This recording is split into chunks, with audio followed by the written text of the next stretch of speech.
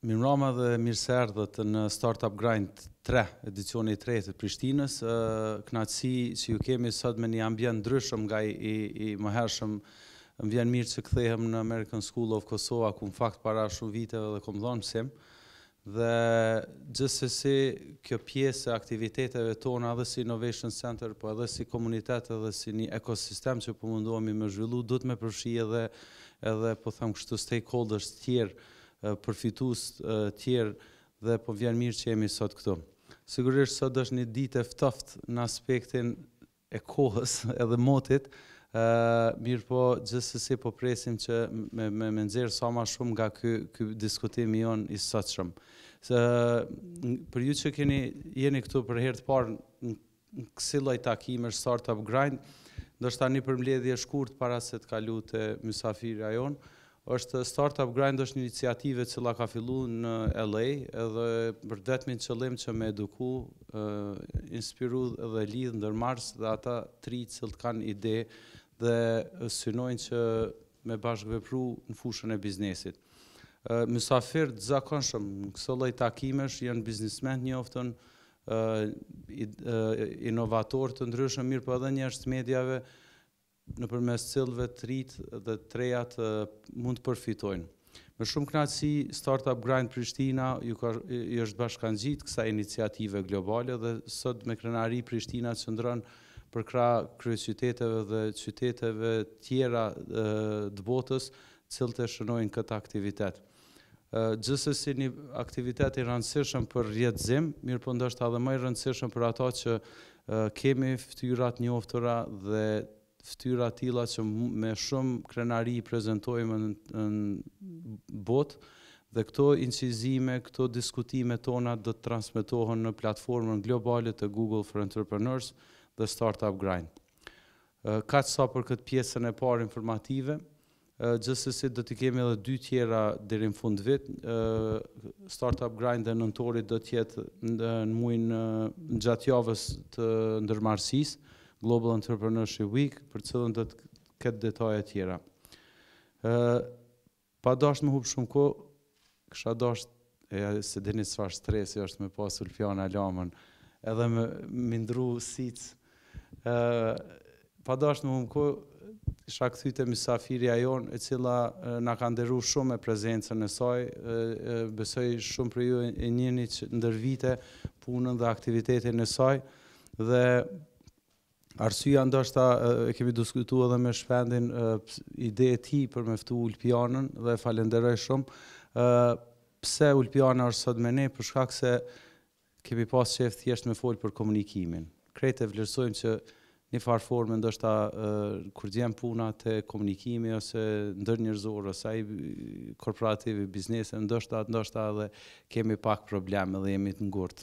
Si unë sot ndoshta dhe jemi një mos. Ulpiana është një prej atyre fytyrave pozitive të televizionit të skenës tonë, e cila është profesioniste dhe edhe si profesoresh, domethënë na lehtëson dhe na tregon se si kjo punë bëhet më së miri. Unë kam një CV të shkurt, cilën kisha pas qef ndoshta një përmbledhje për dal. Ulpiana është edukuar në Tiranë, Paris dhe Washington. Ka pas disa pozita të rëndësishme, ka qenë zëdhënëse qeverisë të Kosovës për një kohë, gazetare radios dhe televizionit, analiste e zhvillimeve sociopolitike dhe ligjëruese në disa universitete. Njihet edhe puna e saj vullnetare në shumë organizata jo profitabile dhe për momentin është duke punu librin e saj dytë për sociologjia në modë apo e modës. Kështu që ju kisha lut një aplauz dhe falenderojm për prezencën e saj. Formati është i thjeshtë, është pak si tepër i thjeshtë. Të kalon edhe unë më pushoj. Fillimisht Ulpiana të kisha lut me na tregu pak diçka për veten, pse zgjodhe këtë fushë, a është e rastishme apo është diçka që i flan njeriu, ku e vren që dikush ndoshta është i prirë për të këtë drejtimin e komunikimit dhe a është diçka që mësohet apo është një veti ose dhunti e lindun. Falenderoj edhe një herë. Faleminderit Uranik. Ju falenderoj edhe ju që keni ardhur, sepse vërtet kur pash në mëngjes që kishte borë, megjithëse e prisim, po kujt ja mori mendja që do uleshin ai shumë temperaturat. Ka qenë diferenca në 20 grad nga pardje, kështu që keni kujdes, paracetamol, mbahuni ngrohtë, kujdesuni për veten, se kjo është më e rëndësishme që të kemi shëndetin. Kështu që ju falenderoj që keni ardhur. Po, Uranik, premtoj që nuk do të jem një intervistuar e keqe, nuk do të them asnjëherë që e kisha gabim. Sepse e kam thënë që kjo është një nga gabimet që bëjnë më shpesh të intervistuarit, ku jo nuk është ashtu, ka mënyra shumë elegante për ta kaluar dhe një nga parimet kryesore ajo është ai që njihet si parimi ABC, Acknowledge, Bridge, Communicate. Pra, pranoje pyetjen, ndërto lidhjen dhe komuniko atë që ti do të thuash. Dhe kjo do t'ju shoqërojë gjatë gjithë kohës. Të themi dikush dhe mos pretendoni që të gjithë gazetarët, cilët vinë janë gazetarë të ekonomisë dhe janë të mirë informuar për fushën specifike të aktivitetit që ju kryeni. Në një rast atill nuk mund t'i thoni gazetarit që shiko se ti nuk e di këtë gjë, nuk mund të marrësh rolin e akademikut, nuk mund të marrësh rolin e ekspertit, mësuesit me të. Kjo është spaku e vënë një pozitë jo komode, nuk është njerëzore. E dyta, nuk mund të bëhesh boss dhe askujt nuk i pëlqen që të jetë bossi ose të shohë si dikush bossi. Dhe ky parim ABC është elegant, është ndihmës dhe fiksohet lehtësisht. A, B, C. Acknowledge, pranoj pyetjen, bridge, ndërto, bë një lidhje elegante nga gjëja që të shpyetur dhe shko tek komunikimi. Disa politikanë këtë e institucionalizojnë dhe ti pyetje çfarë të duash, ata do t'japin të njëjtën përgjigje. Dhe këtu vim tek fusha e sofizmit edhe mungesës transparencës. Pra, unë nuk ju rekomandoj këtë gjë. Domethënë, mos e bëni këtë sport, që çfarëdo që t'ju pyesin, juve jepni përgjigjen që ju dëshironi. Por, llogaridhënia, transparenca, etika duhet të jenë aty në çdo komunikim. Si e dita unë që doja komunikimin, mendoj që në një farë mënyrë unë shkova drejt komunikimit, komunikimi erdhi drejt meje. Pra, unë kam studiuar sociologji dhe puna ime e parë ka qenë media, gazetare sociale. Kështu që për vite me radhë, deri në vitin 2005, nga vitin 97 deri në vitin 2005, unë jam marrë ekskluzivisht me mediat. Pra, kam punuar në televizionin shqiptar, në Telearbëri, TV Klan, që kanë qenë televizionet e para private, pastaj erdha në Kosovë, në televizionin publik të Kosovës, pastaj në Radion Europa e Lirë, ju nuk e mbani mend se një pjesë e juaja ndoshta kanë qenë fare të vegjël në atë periudhë, unë kam një farë moshe. Unë kam qenë speaker e lajmeve në televizionin publik të Kosovës. E mban mend njëri këtë moment? Ka qenë viti 2000. Po. Forca kryesore e lajmeve në televizionin e Kosovës. Dhe janë një sër mundësirash para që të krijohen. Për shembull, si më erdhi mua kjo mundësia? Unë isha gazetare terreni. Dhe ishte një ditë që kisha bërë 2 kronika. Dhe vije lodhur pas dite, folësit kryesor të lajmeve atë ditë, që ishte një zotëri dhe një zonjë, nuk ishin marrë vesh me njëri tjetrin. Secili mendonte që ishte radha e tjetrit për ta bërë atë natë prezantimin. Dhe shkon ora, lajmet fillonin 7:30, shkon ora 6:50 minuta, 10 minuta në 7, nuk shfaqet asnjëri. Cili ishte plani B? S'kishte asnjë plan B. Kështu që keni parasysh gjithmonë, duhet një plan B. Ju keni një plan A, po ju duhet dhe një plan B. Ashtu siç do t'i duhet dhe exit strategy. Pra, shikoni se ca mësime jetësore si lidhen dhe na japin neve, disa mësime na bën mësime. Dhe mua më thot drejtori atkohshëm i televizionit publik të Kosovës, që ishte Migjen Kelmendi, i cili nuk e pëlqente aksentin tim të folur në letrare, por kjo nuk e pengoj që më thoshte, vish xhaketën dhe dil. Kështu që unë vesha xhaketën dhe dola në edicionin e 7:30-s. Natyrisht kisha vite që merresha me televizion, me radio, por janë gjithmonë përgjegjësitë që ty t'i jepen në një moment caktuar. Dhe ndej në 2005 unë jam marrë me këtë gjë, derisa shpendi e di që kaluam tek një organizatë që në atë kohë ishte një institut për studime sociologjike dhe ku ka pasur një klub fantastik debati për trinj 2005, 2006, fundi 2004-s madje, kur unë fillova të merresha në mënyrë të njëmendët me kërkimin sociologjik. Më fole pak për emocione, pastaj pjesën tjetër ju e dini. Do me thënë, 2006 e dini kur mora detyrën e zëdhënëses qeverisë Kosovës. Më pas kam punuar me Komisionin Evropian si ekspert e komunikimi, nuk e kam lënë asnjëherë pas dore çështjen e medias, por në rolin e një analiste, kolumniste. Kam pasur kolumnën time tek Zëri, tek Koaditore, në një numër të përditshmesh. Dhe prej këtej dhe libri ja dolëm, sepse përmbledh periudhën 2004-2014. Deri këtu ju e dini, më the, a ka emocione, jam pak i ngurtë. Tani, Uranik, të them drejtën, nuk është që ti je shumë i lirshëm dhe jetën tënde. Sepse e vërteta është që ne nuk mund të tjetërsohemi për efekt të medias, apo jo. Uraniku dhe kur del përpara publikut është brenda gamës së tij, mënyrës së tij të cjellurit. Por nëse doni ta dini a ka emocione apo jo, unë po të them që do të ketë gjithmonë emocione. Po, gjithmonë do të ketë emocione. Kështu që unë po e le mikrofonin dhe po iki se nuk kam çfarë t'ju mësoj. E vërteta është që me kalimin e kohës ajo që mësohet është administrimi i emocioneve. Kur unë në 97-ën, që ishte koha e famshme, famkeqe në fakt, famkeqe, asaj që pothuajse erdhi si u zhvillua si një luftë civile në Shqipëri, më vunë përpara mikrofonit për të dhënë lajmet e mëngjesit orës 10. Unë hidhesha purtek nga karrikja, i kushëriri im që më shite nga shtëpia, tha, Olpjan, sa keq më ka ardhur për ty. Sepse ishte gjithashtu ndër ato mundësitë e para. Gazetarët e Reni ka hikur një pjesë, folësia kryesori iku me helikopter nga Shqipëria, kërcënohej nga grupet e tjera.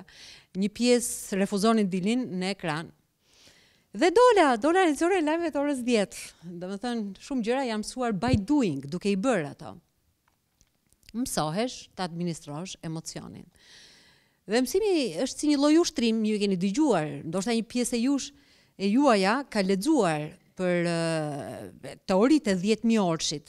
Keni dëgjuar për teorinë e 10.000 orshit, që nëse një gjë e bën në vazhdimsi 10.000 orë, atëherë ajo bëhet organike. Kemi këtu kalkulator ka, gjithkush ka një kalkulator, sa vite i bie? I bie shumë vite dhe ajo bëhet organike. Megjithatë, kjo tezë e Malcolm Gladwellit nuk është plotësisht, sepse tezë e tij ka qenë në një prej librave që ai i boton, që është një divulgim i dijes akademike dhe na e sjell për ta lexuar, për të pasur akses. Disa thonë teoria e 5.000 orshit. Unë mbaj mend që kam lexuar një libër, kam qenë e vogël, ishte një libër fantastiko-shkencor për jetën që zhvillohet në të ardhmen dhe si ndërtohen shoqëritë utopike të së ardhmes. Në shoqëritë utopike të së ardhmes, profesionet zgjasin vetëm 5 vite. Kaq konsideroj atëherë si një kohë e përshtatshme për të qenë i motivuar.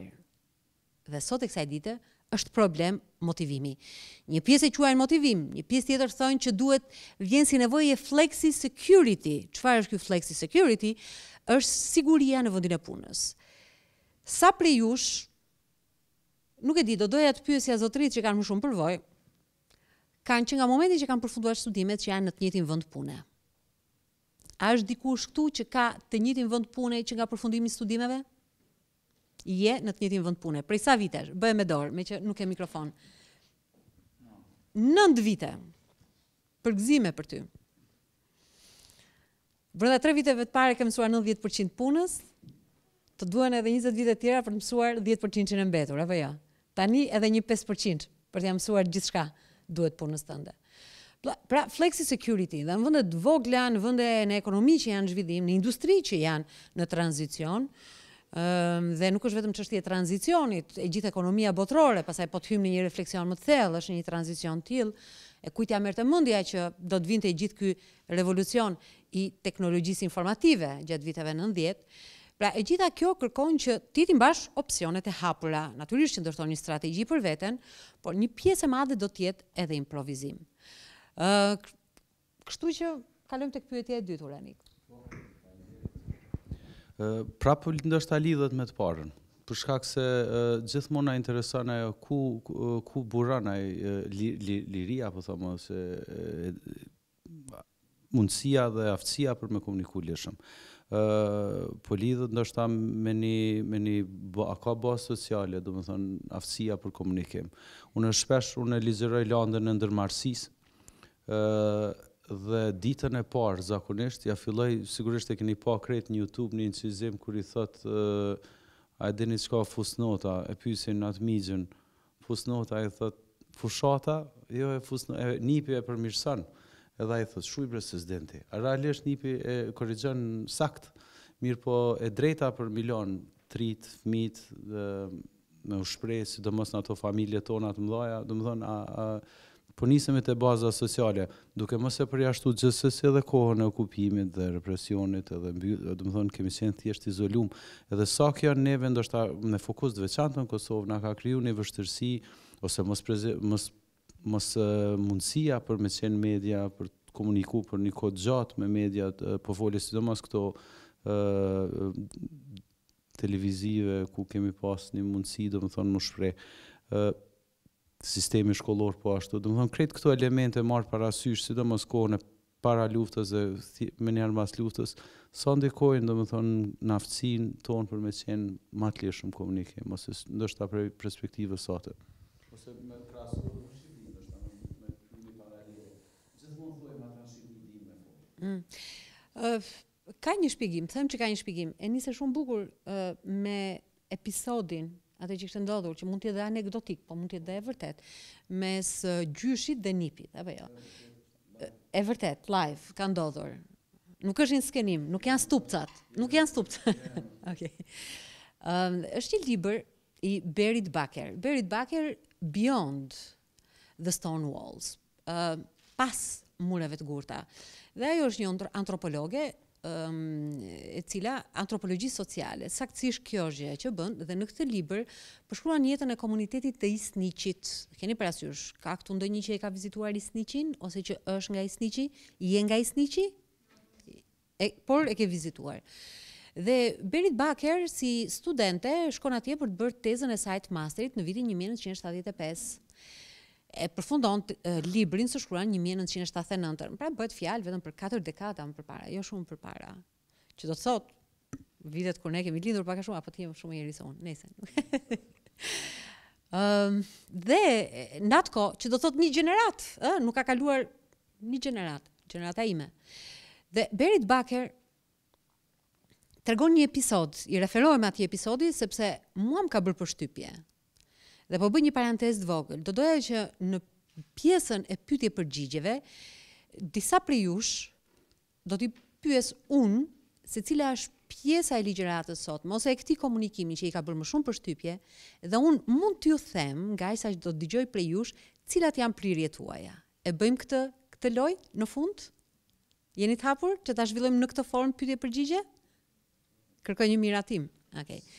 Pra, e mbyll parantezën këtu. Berit Baker flet pikërisht për një histori të tillë ku në një burrash janë mbledhur gjithë burrat e fshatit aty dhe më i moçmi i shtëpisë fillon të tregon një histori për tokën, se si toka është e rrafshët.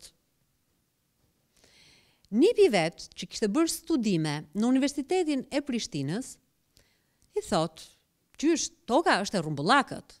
Dhe përgjigja është e njëjta, shujti se nuk e din. Imagjino, do të lëvizte nga varri Koperniku kur ta dëgjonte këtë histori. Po, sidoqoftë,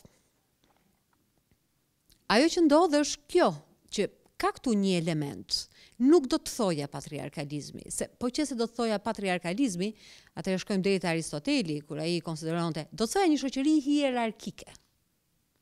Një shoqëri hierarkike është termi më i saktë. Patriarkalizmi, unë nuk e përdor shumë këtë fjalë, sepse më duket një koncept kryesisht politikanësh për t'i kaluar shkurt gjërave. Nëse do të flasim për një botë patriarkale, ka 5000 vite që njerëzimi jeton në një botë tillë patriarkale. Dhe kjo nuk është një veçanti as e Kosovës dhe as e Ballkanit, e para.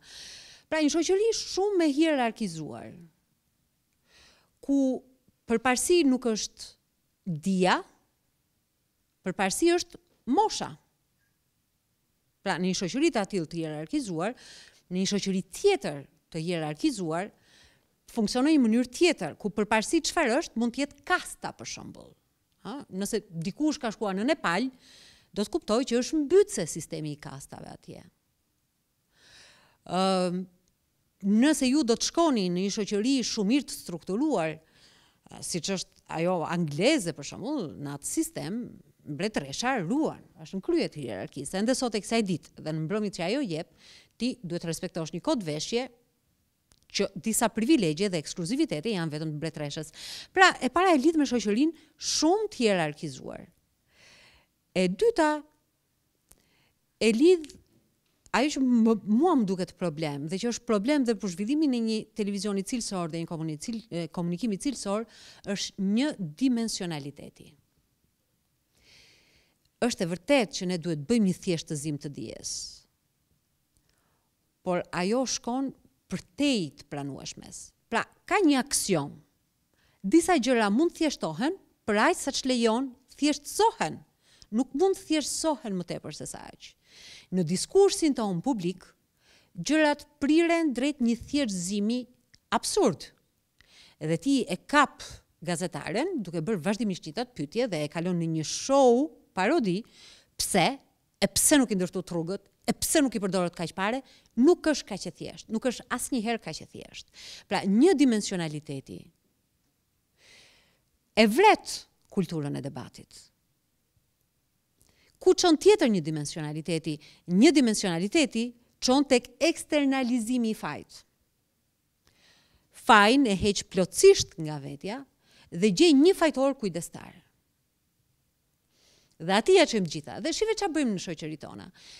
Kërkohet me ngul në fajtori kujdestar, kërkohet në ekonomi, kërkohet në politik, edhe pasaj kryqëzohet. Jemi të gati ta linçojmë, t'ja marrim jetën. Sa ai është fajtori. Sot është Hashim Thaçi fajtori. Kur ka qenë qeveri Ramush Haradinaj ishte ai fajtori në ato 100 ditë. Ne gjithmonë gjejmë një fajtor. Është sot kryesuesi i një korporate energjetike apo një tjetër përpara atij dhe është gjithmonë ai fajtori. A ka këtu një problem sistemik përtej fajësisë që mund të ketë një individ dhe një dimensionaliteti, eksternalizimi i fajit e vrasin debatin. Këto janë probleme që vinë natyrisht lidhe me rrethanat. Ne jemi produkti i rrethanave. Në vitet 90 ishin vrastare, sepse mësimi zhvilloi nëpër klasa. Eranda, ti i takon viteve 90? 93.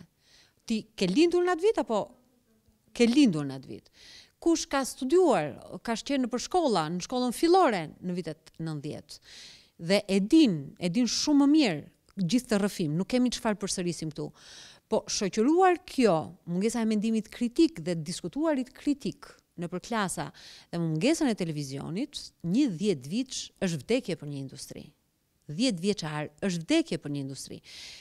Sepse nuk është çështja e zhvillimeve teknologjike. Sot ju mund të ndërtoni një televizion me 200.000 euro. Dhe këtu ka disa zgjidhje teknologjike, teknike, të thjeshta dhe shumë të përballueshme nga pikpamja financiare. Ajo që vret kjo mungesë 10 vjeçare janë burimet njerëzore dhe burimet njerëzore nuk krijohen në një ditë, nuk krijohen në një vit.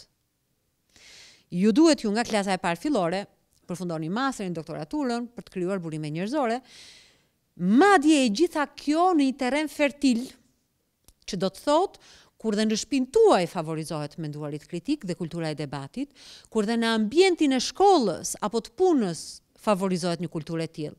Përndryshe, ju jeni një pikë uji në shkretir, një lule e vetmuar në një larg një oazi, edhe e keni të vështirë. Këto kanë qenë problemet e deritanishme.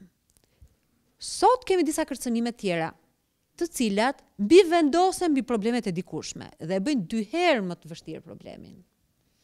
Cilat janë problemet e sotme? Problemi i sotëm është i pari për mua kultura e negativitetit. Ju e vini re, kudo. Sa po nis dikush të thotë diçka, ngrihet në një korr një numër i madh njerëzish që do të gjejnë defektet të metat tek personi. Forcuar e gjitha kjo kulturë, nga një ndjenjë e demokratizimit të skajshëm, e cila shoqërinë sot e ka çuar drejt një shoqërie kakofonike. Do t'ju jap një shembull konkret. Në bisedat me disa të njohur fëmijë të NDI-t në Arabi, Mbretëresha Rania është në Mbretëresha e Jordanisë. Ajo ka një imazh të mirë ndërkombëtar, apo jo? Ka një imazh të mirë ndërkombëtar. Çështja është që brenda vendit ajo është një presion të vazhdueshëm për shkak sepse vendi po demokratizohet. Tani, ne mendojmë që kemi arritur një shkallë demokratizimit dhe kemi lirinë të themi gjithçka kudo me zë të lartë dhe kushdo të japi një opinion. Llogarisi numrin e blogjeve që janë sot. Do t'ju ndihmoj, ky është një opinion, do ta mbështes pak me fakte. Se unë e them gjithmonë. Japim faktet, shkojmë tek opinionet. Cilat janë faktet? Është me qindra milion, edhe për ditë shtohet numri i blogjeve në botë, i blogerëve, atyre që japin opinione për çështje. E para. E dyta, juve vetë që keni hyrë në Facebook prej vitesh, e keni parasysh si ka qenë Facebooku në fillim.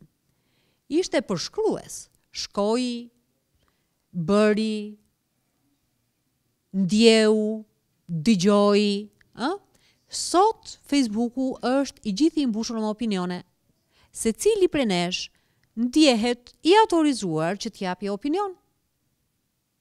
Dhe ne kemi në fakt dëgjojmë, po nuk ja vëmë vesh njëri tjetrit. Ne dëgjojmë për të përgjigjur, nuk dëgjojmë për të kuptuar. Kemi humbur kapacitetin për të kuptuar. Duke humbur kapacitetin për të kuptuar, ne jemi bërë një shoqëri e cila ka hyrë në një kakofoni të frikshme. Është ky vetëm problemi ynë? Jo, nuk është ky vetëm problemi ynë, po ky mbivendoset mbi problemet e mëhershme që ne i kemi pasur. Nuk vjen si një zhvillim organik i shoqërisë. Sot mendimi duhet jepet me 140 karaktere në Twitter. 140 karaktere. Gërma. Çaj gjë të mençur mund të thoni ju 140 gërma. Ne kemi humbur aftësinë që të ulemi nga fillimi dhe në fund të lexojmë një libër. Këto janë humbje serioze të një shoqërie. Kështu që për mua këto janë arsyet kryesore. Faleminderit. Pajtohem domethënë shumë pika, edhe ndoshta duke punu në baza ditore me bizneset reja, me startupa, e vrej që është edhe një defekt serioz i bizneseve të reja. Prandaj edhe takimi sot shumë ndoshta shkon më shumë në shërbim tyne për me dalë në hapa dhe këshilla konkrete që të kemi një output pozitiv, po mendoj të shohim se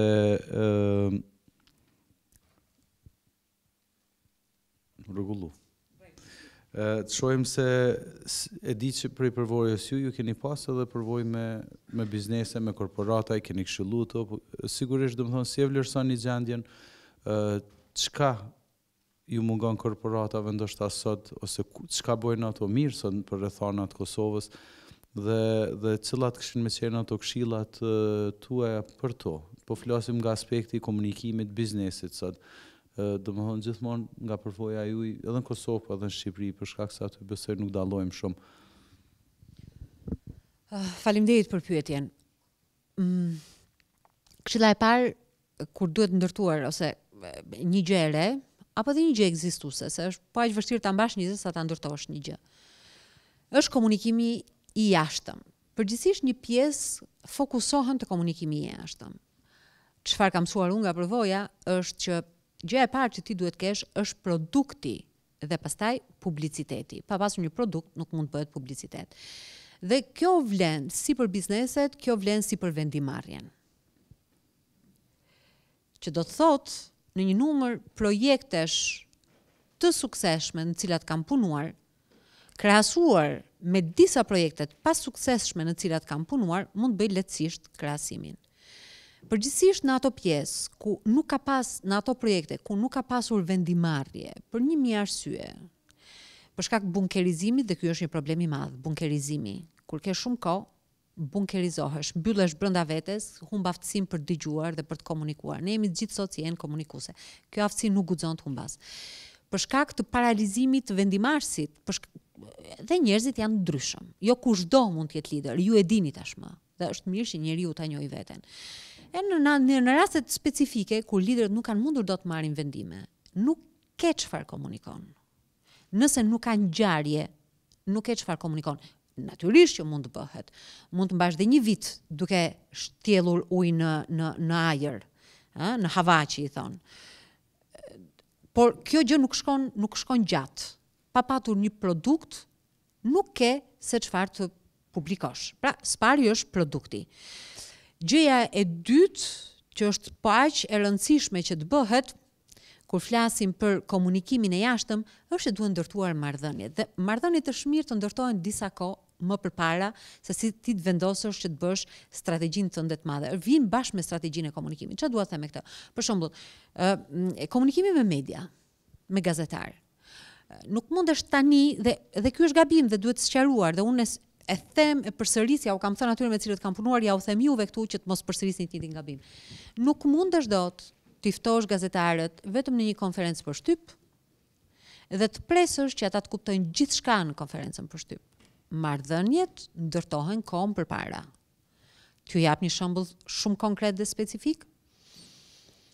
Rasti i asaj që do të ndodhte me armët kimike, me arsenalin kimik të Sirisë, që ju kujtohet historia që ndodhi vitin e kaluar, që duhej zyrës kryeministrit merrte një vendim.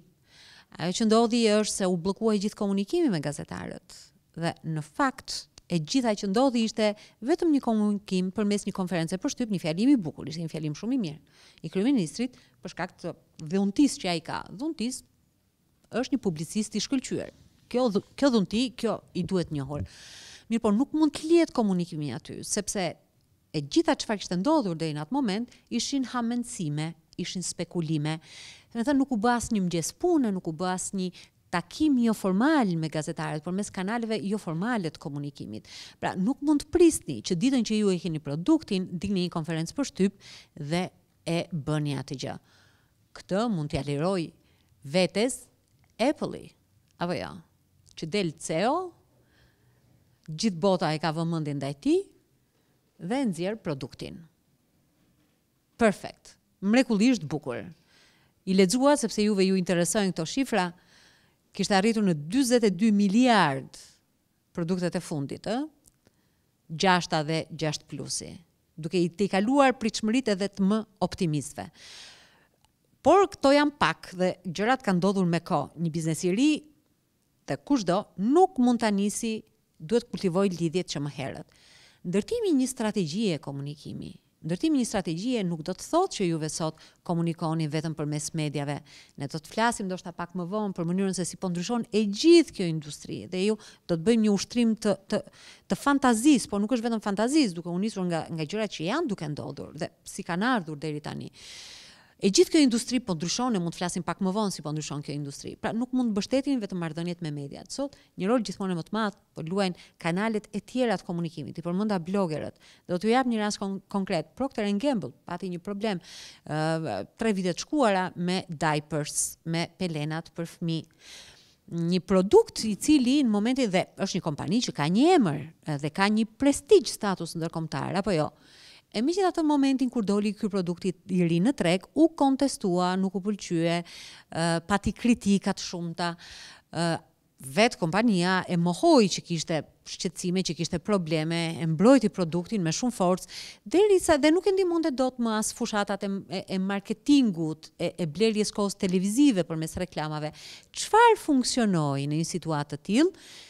Ishte punimi të punuarit me blogjet, me bloger, me nëna blogere.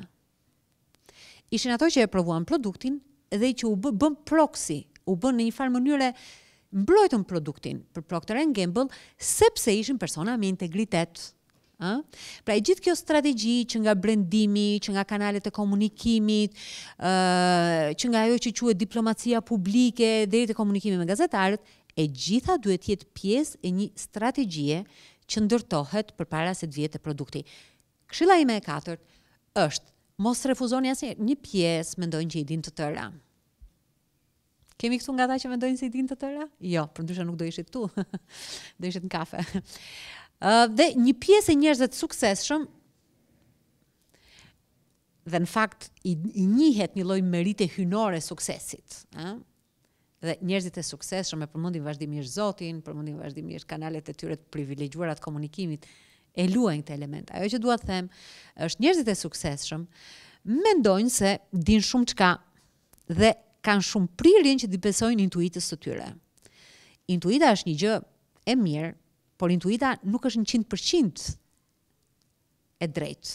Përkundrazi, intuita në një pjesë madhe të rasteve gabon. Atëherë çfarë duhet? Duhet përgatitja. Një pjesë e tyre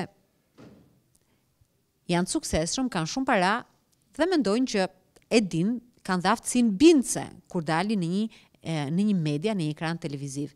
Nuk është e vërtet. Nuk dua t'i përmend me emra, po ju keni dëgjuar politikanë që vinë nga fusha e biznesit, që duken qesharak kur komunikojnë në një televizion. Sepse televizioni është një kafshë e çuditshme. Dhe kërkon shumë punë përpara se të mjeshtrohesh që të përballosh një debat televiziv dhe dallon debati televiziv nga një intervistë televizive. Pra, për gjitha këto duhet përgatitje. Përgatituni përpara se të komunikoni me median, përpara se të komunikoni me gazetarët. Ka një sër teknikash që aplikohen për një gjë të tillë, kur të jeni të gatshëm, mund t'i kërkoni, ofrohen dhe si shërbime. Këshilla e 5 është komunikimi i brendshëm. Dhe këtu duat ndalem. Fola për komunikimin e jashtëm, duat flas për komunikimin e brendshëm. Punojësit tuaj janë ambasadorët tuaj. Për mirë ose për keq. Për mirë ose për keq. Është bërë një tiny plus, bërë një sondazh të përmuajshëm mbi trendet vitale të ecurisë bizneseve. Dhe një nga gjetjet e këtij viti, që mua më bëri shumë përshtypje, e muajit prill, ishte një sondazh i bërë me 40.000, është kampion i madh 40.000, apo jo? Respondent. Çfarë ishte ajo që ata vlerësonin më shumë? Me një koeficient shumë të lartë, 93%. Vlerësonin si gjën më të rëndësishme transparencën brenda organizatës. Dhe transparenca pra nuk është më vetëm çështje etike, se themi ne që duhet transparencë, duhet llogaridhënie. Jo, transparenca është një motivues i jashtëzakonshëm. Sepse njerëzit e nuhasin opaksin, e nuhasin kur gjërat nuk janë të qarta. Atyre u pëlqen të punojnë me njerëz që i trajtojnë me dinjitet, me njerëz që i thonë gjërat realisht siç janë. Dhe kur flasim për të qenurit me këmbë në tokë, për të qenurit realist, për të qenurit transparent, kjo është jashtëzakonisht e domosdoshme. Kur për shembull në një ambient ju nuk e dini cila është e ardhmja, kur përflitet për shembull që mund të shkojë drejt një falimenti ose shifra e biznesit nuk kanë dalë mirë, atëherë njerëzit çfarë bëjnë në kohë të tilla kur janë të paqartë? Ata largohen, nuk rrinë më aty. Pra transparenca është sipas sondazhit shumë e domosdoshme. 82% vlerësonin që ishte e rëndësishme ndarja e punëve, do me thënë job description, ndarjen e punëve, ju e dini që studioni ekonomi, e ka thënë Adam Smithi dhe është baza e zhvillimit të ekonomisë moderne dhe të industrializmit, që mund të bënim neve pa të. Po ndarja e punëve, një job description, një kërkim llogarie për ndarjen specifike të punës, ishte i rëndësishëm. Unë doja të thoja që në Top Channel, ku unë kam punuar, është një ndër vendet ku ndarja e punëve është më e mira që unë kam parë në Ballkan, nga përvojat e mia.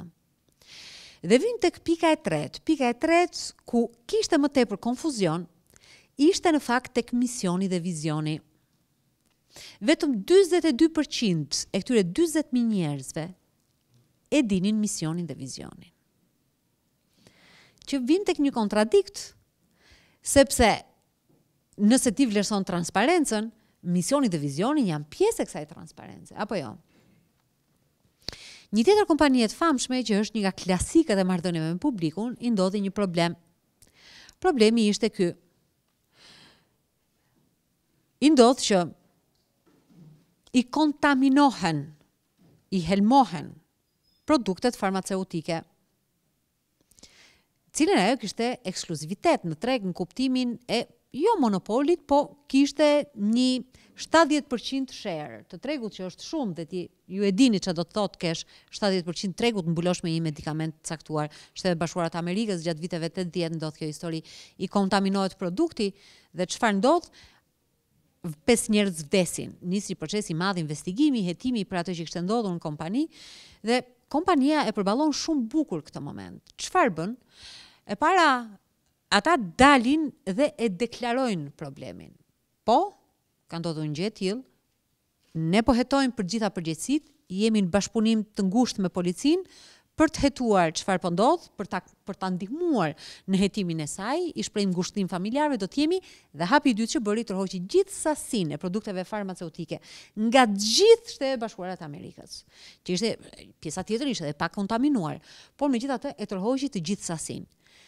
Në fund u zgjidh situata, nuk ishte qenë problemi me ta, problemi kishte qenë me transportuesin e produktit, i cili kishte transportuar bashkë me produkte të tjera të kontaminuara me helme. Natyrisht vetë kompania e dyfishoi mbështjelljen që ajo të mos ishte e papërshkrueshme nga helmet të ndryshme, nga lëngjet, nga likuidet, po sidoqoftë kur u pyetën në fund që çfarë ju bëri që ju ta përballonit kaq mirë këtë situatë krize, u përgjigjen misioni dhe vizioni që ne kemi. Sepse në parimet fundamentale të themelimit të kësaj kompanie, transparenca, shërbimi ndaj klientit janë parsorë. Tani unë ju jap një rast pozitiv, duhet ju jap dhe një rast negativ të komunikimit keq të brendshëm. Ç'a ndodh me Alp Telekom dhe Eagle në Shqipëri? Ndoshta ju e keni vënë re mungesën e koherencës në imazh. Mungesa e koherencës në imazh tregon që ka një problem brenda kompania. Problemi i jashtëm është ky. Juve kaloni nga një fushat patriotike, Shqipëria, o moj Shqipëri sa e bukur je, që u bë me rastin e 100 vjetorit të pavarësisë së vendit, kaloni te një imazh i një mizogjin, e një vajze e cila e ka buzët e qepura, pra mos fol, dëgjoj. Kjo është ideja, dëgjoj radio është, okay, bukurin, por mesazhi vizual është shumë problematik.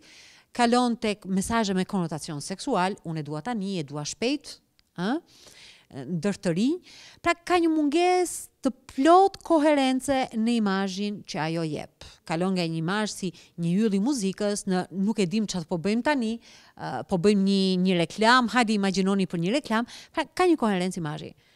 Që tregon që ka një problem të brendshëm dhe problemi i brendshëm është që ata që kanë hedhur parat për kompaninë apo që kanë bërë blerjen nuk kanë lidhje fare me atë që është duke ndodhur në terren, janë diku komplet tjetër dhe ata që janë në terren nuk kanë komunikim fare me ata që janë atje sipër, me ata që japin parat.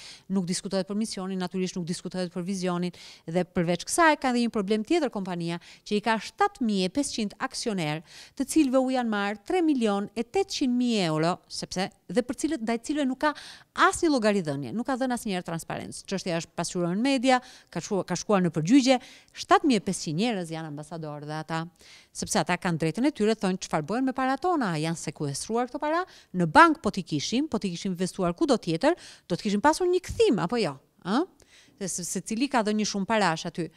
Por jo, asnjë nuk u jepet asnjë përgjigje dhe kjo çështje zvarritet me vite. Pra, këta 7500 njerëz janë ambasadorë, po janë ambasador të këqij për kompaninë. Kështu që ja se si mungesa e komunikimit brendshëm të çon realisht në probleme të jashtme. Po domethënë këtu ka edhe startup, cilët tash po vjen një trend domethënë i ri te këto startup, cilët pitching business idea, domethënë prezantimi i idesë tyre, duhet me kuptu është një botë krejt tjetër. Derisa këta fokusohen te produkti, krejt to që i thatë ju, edhe cilat edhe vërtetohen, domethënë me biznise të suksesshme, nuk janë mendjen e një inovatorit. Për shkak se ai fokusohet te zhvillimi i produktit, pak mendon për domethënë për tregun, për komunikimin, atëherë cili është kombinimi, si duhet përgatit për një biznes, për një how to pitch an idea, domethënë si të prezantohet një ide para investitorëve. Sidomos investitorëve tonë, na po folim për një hierarki, domethënë biznesit, një komunikim të brendshëm, transparent, sigurisht edhe gjithmonë më shumë është të ardhur shprehje kjo ideja crowdsourcing ideas, domethënë e përfitimit, marrjes ideve nga masat. Mirë po, prapë po kthehemi te fillimi i diskutimit ku tham Megjithatë shumica e bizneseve tona në Kosovë ose besoj edhe Shqipënia janë biznese familjare ku hierarkia prapë vjen në shprehje dhe bizneset janë ato të cilat ndoshta baba është drejtori, tjetër kush është djali i vllaut, është menaxher i distribuimit, tjetri domethënë prapë po vim te një mos transparencë shkaku i hierarkisë. Atëherë pitching a business idea në kushte dhe rrethana tona. Kjo është pyetje $1 milion.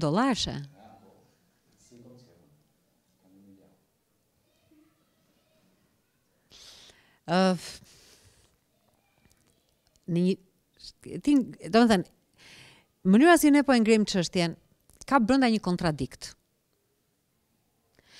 Tani, nëse ti vendos që ndjekësh një model transparent, siç dhe ju e ndiqni, sa veta jeni ju në 4 veta jeni staf i plot. E megjithatë, gjëja funksionon shumë mirë me kaq njerëz. Ti ke ndërtuar një core team, një ekip bazë ku ka detyra të ndara, ku secili e din saktësisht se çfarë pritet të bëj prej tij, ai vetë di në çfarë drejtimi do të zhvillohet, sepse është normale që një person i cili është duke menduar për qarqet edhe duke menduar për produktin më të fundit në fushën e teknologjisë informative, nuk mund të mendoj tani edhe për komunikimin, nuk mund t'i dinë të gjitha. Prandaj duhet ekip. I duhet një numër 2, i duhet një numër 3, i duhet njerëz me cilët ai i ndan këto vlera për cilëve pasurohet dhe të cilët arrin t'i motivoj. Ku është kontradikta në pyetjen që ti më parashtrove? Kontradikta është një treg jo funksional, gjërat nuk mund të shkojnë by books. Nuk shkojnë sipas librave. Domethënë, gjithë këto libra shkruhen që ti mësojnë ata që ndërtojnë bizneset se të mësit mos i bëjnë gjërat gabim. Nëse gjërat janë dhe unë këtu besoj nëse premisa është e gabuar, gjithçka ndërtohet mbi të është e gabuar, është thënë që nga Aristoteli, neve vazhdojmë të përplasim kokën mas murit për të provuar të njëjtën gjë, se nuk duam të besojmë. Megjithatë, penetrimi, hyrja në treg është ngadalë, po duhet bëhet me hapa të sigurt. Unë do t'ju rekomandoja, unë vetë kam mësuar prej atij formati, unë vi nga një kulturë ku nuk vlerësohet shumë materialja. Domethënë, unë nuk kam pas marrëdhënie të mirë me paran. Në 3 dekadat e para të jetës time kisha përçmim atje ndaj paras. Marrëdhënia ime ka qenë kryesisht me librat. Do ta quaja vetëm më tepër idealiste se materialiste. Megjithatë sot, në dekadën e 4 të jetës time, unë kuptoj që sipërmarrësia nuk është vetëm çështje e një realizimi monetar. Sipërmarrësia është vlerë e lartë lirie. Domethënë, ky 10 vjeç më ka ndihmuar për këtë gjë, për të kuptuar që ju arrini lirinë tuaj përmes ndërmarrësisë, përmes sipërmarrësisë. Një format, cilin unë e kam drejtuar, kemi punuar për ta sjell dhe në terrenin e Ballkanit shqiptar, domethënë Shqipëri dhe Kosovë do bëheshin bashk, po me sa duket ende nuk i ka ardhur koha, besoj që do t'i vi koha së shpejti. Është një format i suksesshëm televizioni, Dragon's Den. E keni parë këtë? Dragon's Den? Strofulla e dragojt. Çfarë është kjo? Venture capital, një kapital sipërmarrjeje, ku biznesmen, dhe kjo është një formë e mentorimit. Sheryl Sandberg flet gjithashtu për këtë formë të mentorimit tek libri i saj Lean In, të vazhdojmë përpara, është e përkthyer në shqip. E kemi në shqip, është një libër fantastik, veçanërisht për vajzat, për vajzat të cilat kanë ambicien për të hecur në këtë biznes. Është një must read, një libër për t'u lexuar. Se si ti balancosh gjërat në jetën tënde, se si ti jesh sipërmarrëse, njëkohësisht ti jesh grua, ti jesh nën, se si të përballosh klimën e ashpër të biznesit që është e dominuar nga meshkujt. Dragon's Den, është kjo formë pra ku biznesmen të suksesshëm, industrialist, biznesmen suksesshëm, dëgjojnë përpara projektet që u paraqiten, janë startupe që gjithë janë inovator, dalin aty, prezantojnë idenë e tyre. Cilat kanë pasur më tepër shansin për sukses? Nga formati britanik, cilin unë e kam ndjekur dhe e kam prezantuar, e kam sjell këtu bashkë me ata që kishin marrë patentën. Është konciziteti. Ti je konciz, dhe kur them ti je konciz, jo ti je gëkmëk, dhe jo thuash 3 fjali, po thuash disa fjali bindse, ku jenë gjendje që në prezantimin e parë ta bësh tjetrin të kuptoj cila është perspektiva e këtij biznesi, cili është fitimi i tij për këtij biznesi dhe cila është përgjegjësia që ti merr për këtij biznesi. Pra, e ardhmja, fitimi dhe përgjegjësia. Askush nuk do të jetë me një person i cili është i papërgjegjshëm, ose i cili ka ide të vagullta. Pyetjet e tyre ishin pyetje me një karakter shumë praktik. Dhe në fund ishte edhe çështje personaliteti. Ty të hecën ose nuk të hecën me një person të caktuar.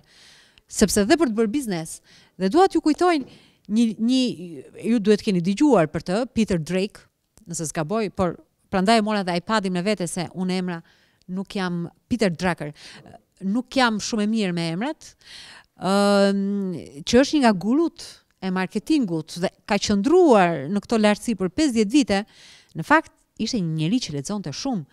Dhe kur ai flet për aleancat në biznes, ai niset nga studimi që i kishte bërë librit të Jane Austen për aleancat martes, pak a shumë parimet janë të njëjta, janë njerëzore. Në fund ti ke përballë një njeri, nuk ke një makinë.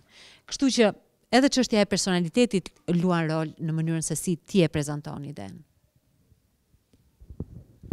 Sakt, shpresojmë ta kemi atë format së shpejti. Tash jam pjek kushtet, po besoj. Kemi një bazë të mirë të startupave në Kosovë, të cilët megjithatë janë duke prodhu dhe janë duke pas sukses edhe në tregun global, dhe po besoj që kemi kushtet më të mira për me pas formate të tilla.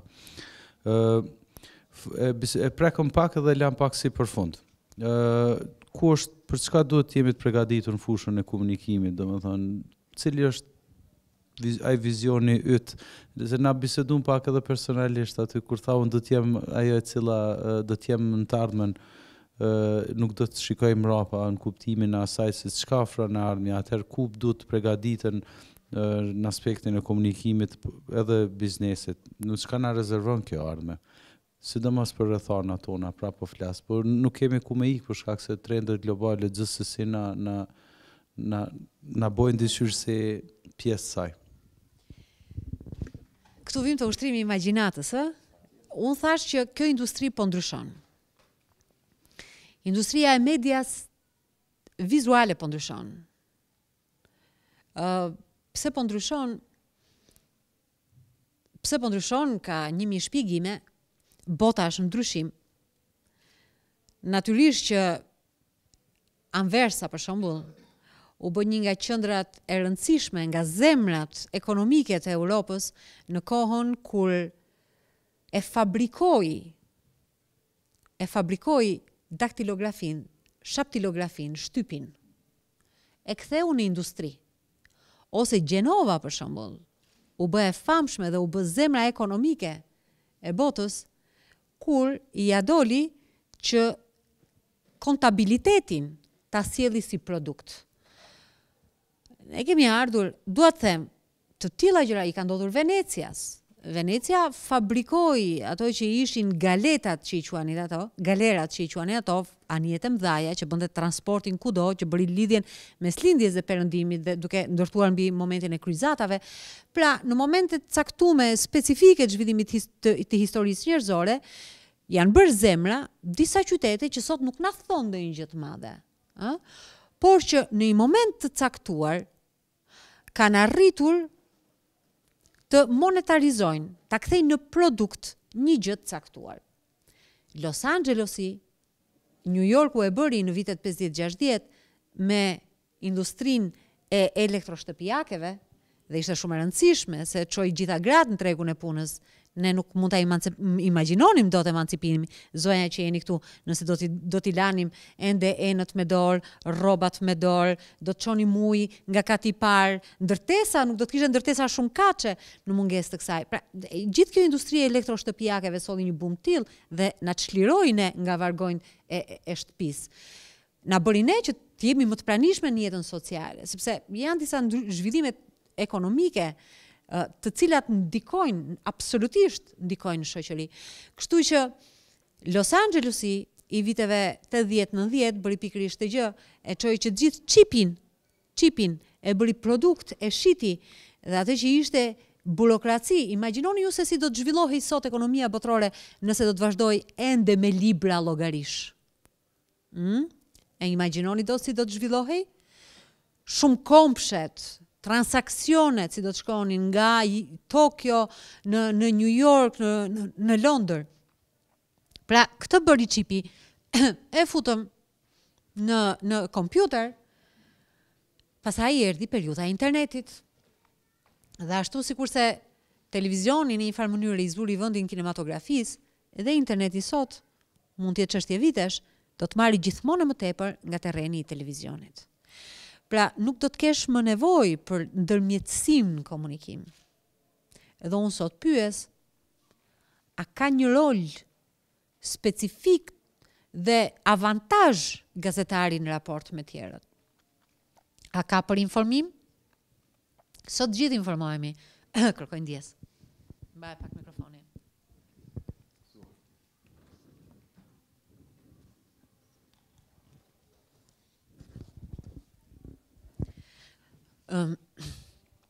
Sot gjithë informohemi përmes internetit, jo vetëm portaleve, po unë shpesh kaloj në wallet e miqve, në wallin e Facebookut, në Twitter më ndihmon shumë për t'u informuar për te opinioneve, sepse ka dhe shumë fakte. Gjithë po informohemi në këtë mënyrë përmes tabletave, përmes telefonave tanë. Shkojmë hapim edicionin e lajmeve të 7:30, por të orës 8, varësisht kur janë lajmet, pak gjë mësojmë. I kemi marrë gjithë informacionin gjatë ditës.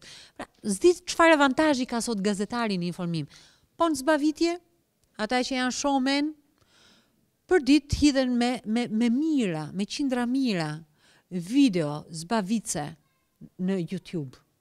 Ku është avantazhi i televizionit këtu? Ju zgjidhni vetë se çfarë do bëni. Do vi dita që ju vetë do të hidhni produktet tuaja, do të komunikoni drejt për drejt përmes këtyre mediave të reja. Pra nuk do të keni nevojë për televizionin. Natyrisht televizioni do të jetë atje, siç është kinemaja atje. Lindja e një mediumi tjetër nuk do të thotë domosdoshmëri vdekje e njërit, do të thotë bjerrje e rëndësisë së njërit. Humbje e monopolit të diçkaje. Nëse gazetat në vitet 1900 ishin jo vetëm joshja, po dhe kishin monopolin e informimit, ashtu sikurse radio në vitet 40 kishte monopolin, ndau bashkë me gazetat monopolin e informimit, ashtu si televizioni bëhet monopol, merr monopolin e informimit, sot e kësaj dite e ka humbur këtë monopol. Kështu që unë shikoj këtë industri dhe kjo industri po ndryshon. Natyra e komunikimit ka ndryshuar, që do të thotë askush jemi pak njerëz që duam të mblidhemi dhe dëgjojmë gjëra specifike që na interesojnë. Ishte një shkrim i The Economist, i parafundit i The Economist, i këtij muaji, 4 tetorit, shumë i mirë për çështjen e si do ta përballojmë neve gjithë të fluks.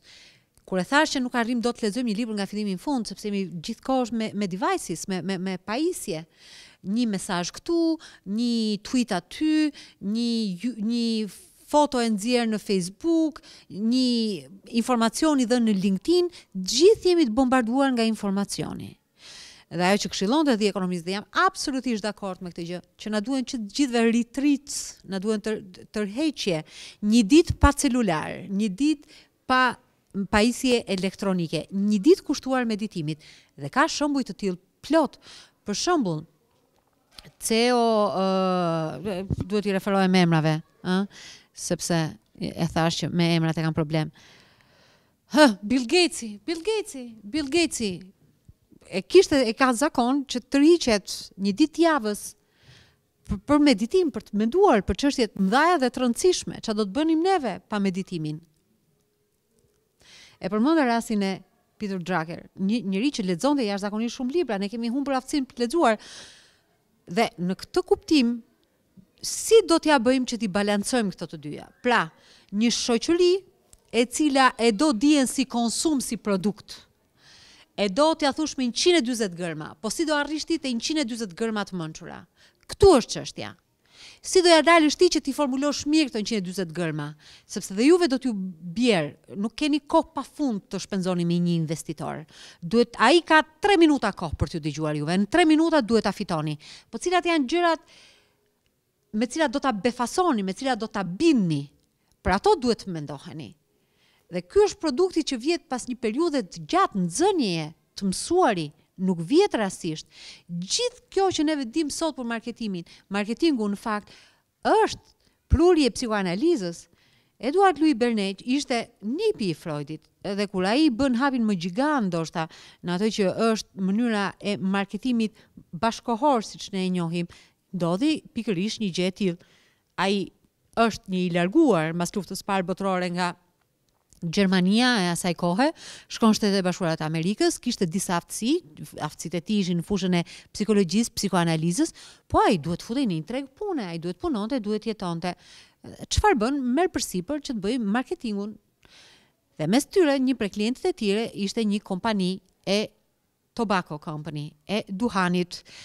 Dhe duke menduar se çfarë do të bëj, si do ta organizoj, si do ta orkestroj këtë fushat të marketimit, ai drejtohet psikoanalizës dhe i drejtohet psikanalizëve. Dhe çfarë kupton? Kupton që tymosja asocion me lirin, kam lirin për tymosur. Asocion me pushtetin. Vetëm njerëzit të cilët kanë mjaftueshëm vetvlerësim mund të tymosin. Atëherë ai thot, "Okej, unë do të punoj me gratë. Unë do të fitoj gratë." Dhe të mendoje në fundin e viteve 20 që gruaja do dilte publikisht pinte duhan, më falni, ishte tabu, ishte revolucion, ishte e paimagjinueshme. Dhe ai këtë bëri, orkestroi fushat të tilla, daljes publike të grave duke tymosur dhe e publikoi këtë të gjithën si liri. Liri individuale, ja ku vim terrenin lirive individuale. Dhe menjëherë dyfishoi numrin e konsumatorëve, sepse fitoi dhe gratë. Tani, nëse dikush do të bënte një fushat kundër duhanit, do të luftonte me tjera instrumente, sepse nuk është momenti i duhanpirjes sot. Neve shkojmë drejt vlerave tjera, që janë vlera e ruajtjes ekologjike, e kujdesit për trupin, e kujdesit për ambientin, janë gjëra tjera. Të tymosësh duhan sot është keq. Është rang i ulët social, është mungesë vullneti, do të thënë do të apelosh në gjëra tjera, po gjithmonë janë truqe të shkojmë edhe më tej. Ne sot flasim për jemi shoqëri konsumi, themi që jemi shoqëri konsumi, po kush është ai që e krijoi spari termin e conspicuous consumption, e konsumit të spikatur? Ishte Thorsten Veblen, i cili është, domethënë, një vepra e tij e vitit 1899, një vit përpara se të bëhet kapërcyelli i shekullit, sjell pikërisht këtë, teoria e klasës së ngjeshme, ku ai e shtjellon gjërësisht çështjen e statusit social dhe e konsumimit për të dukur. Ne themi sot jemi shoqëri konsumatore, vajzat janë shopaholic, blejnë, meshkujt po ashtu, kryesisht në fushën e pajisjeve, po e gjitha ka një tradit. Pra, ajo që ju them, që të vi tek konkluzioni, është si do t'i pajtosh këto të dyja. Të pajtosh nga njëra anë nevojën për të sjellë dije, për të shkuar tek dija, dhe nga ana tjetër mënyrën për ta thënë këtë dije, e cila nuk shkon dot më përmes seancave kaq gjata. Ne kemi bërë një retreat këtu, po në një studio televizive nuk e çon dot këtë gjën që bëjmë neve, se nuk ka kërkush durimin që të dëgjoj. Televizioni, e thash, është një kafshë e çuditshme, kërkon dinamikën, kërkon batutën, kërkon inteligjencën e salloneve, inteligjencën e salloneve, ku ka mençuri brenda, ku ka batutë brenda.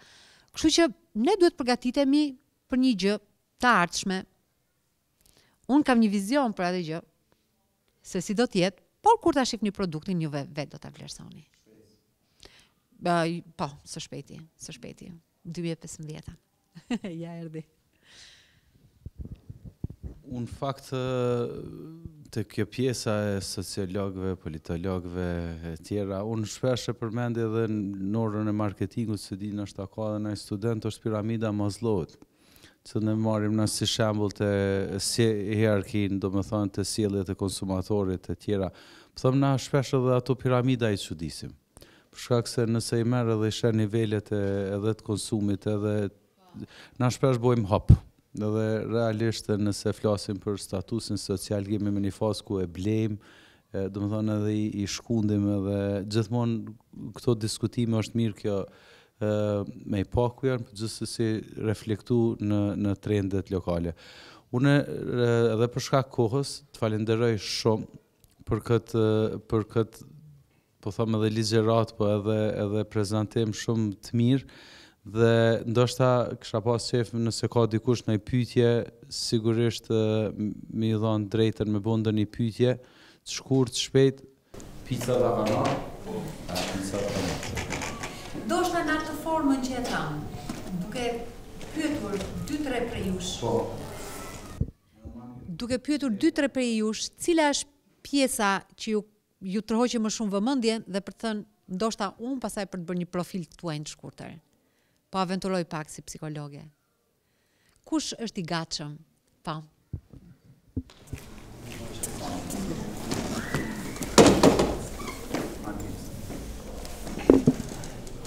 Faleminderit. Unë quhem Janza Muzgia dhe faktikisht jam praktikante financave administratës në ICK. Përqaj shumë e gjithë prezentimin juj. Pjesa që nga mas shumë të përshtypje besoj që nga përgjigja e pyetjes së dytë, e pyetja nuk më kujtohet tash, vetëm pjesë e përgjigjes pëlqeu kur tha që është këtu në Kosovë, fakti në flas, është një çështje që ndoshta paraqet problem për rininë e Kosovës, ndoshta jo rinë, por gjithë popullatën përgjithësi, mënyra e menduarit në Kosovë. Ajo që i shohin do të thotë fëmijë si të padijshëm ose në një mënyrë ose tjetër, nuk i inkurajojnë që të flasin sa më shumë edhe nëse janë gabim, po i mësojnë që kur je gabim nuk duhet të flasësh, edhe në atë mënyrë ata nuk e kanë guximin për me shpreh atë që mendojnë dhe besoj që ajo edhe ndoshta i parandalon për me mbri më shumë në jetë, sepse nëse kanë ndonjë ide të mirë ose diçka për të thënë, atëherë nuk gurojnë për shkak të mënyrës se si shoqëria jonë i sheh. Dhe normalisht që ajo ka dhe ndikim të më të jashtëm në jetë. Çfarë ke studiuar? Politika publike. Në Universitetin e Publikës apo? Jo, në Universitetin Amerikan, në AUK këtu në Shqipëri. Më fal që të pyes, motra vëllezër ke? Je fëmijë i madh? Jo, jam fëmijë i vogël. Je i vogël. Si, ma thuaj edhe një herë emrin? Gamza. Gemza, shumë e bukur emri. Mirë, do doja edhe dikush tjetër që të, po, edhe djali aty, pastaj.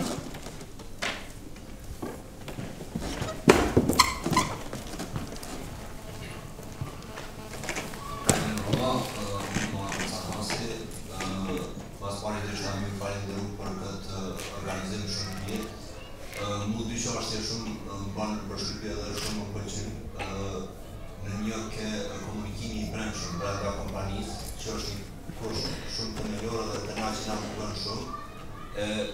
Për mendimin tim ajo lidhet direkt edhe me hierarkinë, se të na në kompania tona nuk ki mundësinë që ata më shprehin nëse ti diçka mendon ndryshe për shkak të asaj hierarkisë që ekziston të na dhe shfaqet.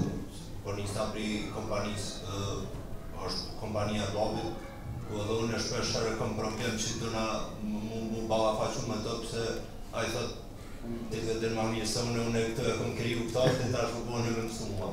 Është ajo shumë një problem më. Që është. Pse nuk e solle babi me vete? Se Kërgjë një zgjidhje e mirë. Është interesant si debate. Pse është i takon një gjenerat të shumë tjetër që mendon që gjenerat atëherë nuk kanë shumë kvalitet. Kemi pyetje tjetër? Po.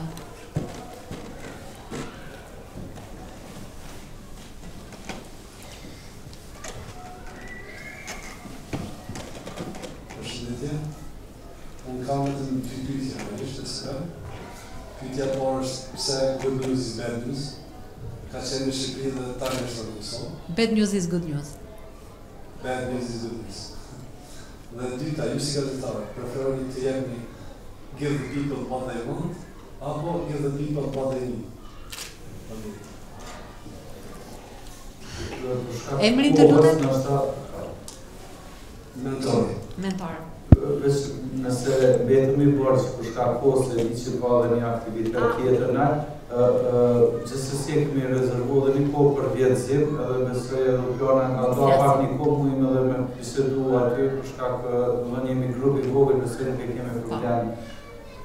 Gemza, mund të flas hapur? apo preferon që ta bëjmë bisedën jashtë? Okej. Unë mendoj, do me thënë, nga kaq sa dëgjova, që është shumë pak, dhe me gjithë riskun e madh të spekulimit në këtë që do të them, që ti në këtë periudhë të jetës tënde ke nevojë për një ashensor profesional. Dhe që problemi yt ashensor profesional, do me thënë, ti ke një ngërgj brenda vetes, mes asaj që ti mendon se është potenciali yt, dhe asaj që ty të jepet, që të ofrohet ty. Pra, ti ke nevojë për recognition, që të planohet gjëja. Problemi i dytë që ke ti është se mendon që një pjesë e skrupujve që të kanë ardhur deri tani, të vinë si pjesë e formimit brenda familjes. Ose e disa, jo vetëm familjes tënde, po përgjithsisht një kulture ku familja nuk të nxit përpara, po të bllokon. Pra, kjo është, unë mendoj që ti ke nevojë për një ashensor profesional tani, që të ngjisësh disa shkalla profesionale. Jam gabuar apo drejt? Ndoshta për pjesën e parë jeni saktë, e keni mirë. Për pjesën e dytë, zbesoj ndoshta vetë arsyeja pse mu dok më interesant ajo çka diskutova është pse unë jam rrit me një familje ku ma kanë ja pak mundësi, përderisa e kom pa që ndoshta te mosha, po flas më shumë për femra faktikisht, që ndoshta te moshatarët e mia nuk e kom pa dukuri. Të djem ndoshta pak më shumë që i kanë dëgju dëshirat ose ideja që i kanë pas, kurse vajzat jo aq shumë. Kështu që mu dok që është diçka një aspekt që është shumë prezent në shoqërinë tonë, edhe që nuk është që e diskutojnë ose mundohen me zgjidh ose me folë në për emisione të ndryshme ose artikuja ku ta dijon. Kështu që faleminderit. Të lutem, vazhdojmë pastaj. Arber, Arber, tani babi tënd ngelet që t'i çojmë Demon Horowitz. Po vetëm mund t'ja sjellësh si shembull. Kush është ky zotria? Ky zotria ishte një person i cili braktisi studimet e tij për teknologji informative, pra për shkencëtar kompjuterash, ta themi kështu, troç në gjuhën popullore, për të bërë një doktoraturë në filozofi. Dhe ai sot është shef teknik i Google-it dhe filozof i Google-it. Sepse të gjithë kemi nevojë në një moment caktuar, dhe babai yt mund të ketë problemin e bunkerizimit. Domethënë kur ti një gjë ka ecur në mënyrë të suksesshme për një periudhë kohe, ti mendon që do vazhdoj të eci suksesshëm për gjithë pjesën tjetër të kohës. Që në fakt ajo që ndodh është që ne i jemi drejt për sa kohë nuk kemi provuar gabim. Ama në kompanitë e suksesshme, kur vjen momenti i gabimit, është fatale. Dhe do bëj një dallim mes kompanive të cilat janë të prirura nga teknologjia dhe kompanive që janë të prirura nga burimet njerëzore. Çka kam parasysh me këtë? Do t'jap unë një shembull shumë konkret se nuk e di çfarë fusha aktiviteti zhvilloni ju.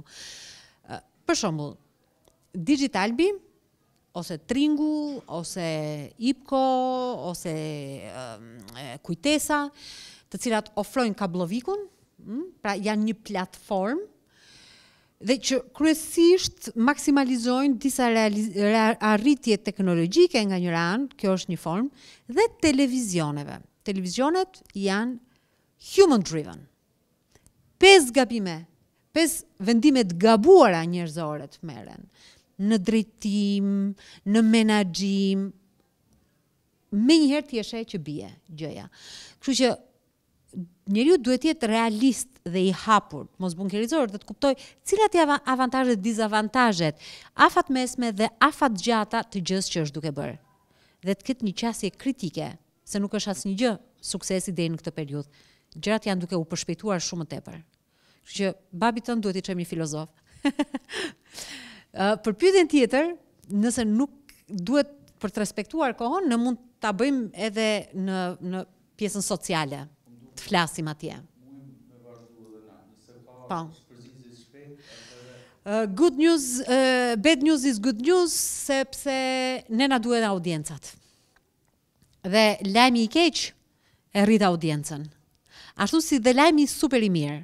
Po përgjithsisht një lajm të sjell një shembull, unë isha në Washington në kohën kur Obama paralajmëroi që do të bënte një anoncim jashtëzakonisht të rëndësishëm të dielën mbrëma në televizion, dhe unë mendova në luftë bërthamore, lufta e tretë botërore, në invazion alien, në fakt kishte qenë vrasja Osama Bin Ladenit, dhe ky bad news u bë për media good news, sepse televizionet, cilat janë televizione të informacionit, si CNN-i, CNBC e tjerë, kishin maksimumet shikueshmërisë. E dyta, më the, atë që njerëzit ka nevojë apo atë që u duhet, e gjitha është çështje balance. Si do t'ja u japësh ti atë që u duhet përmes asaj që ata mendojnë se pëlqejnë? Unë kam një përgjigje shumë thjesht. Njerëzit mësohen si me standardin e ulët, si me standardin e lartë. Është më mirë ti mësosh me standardin e lartë.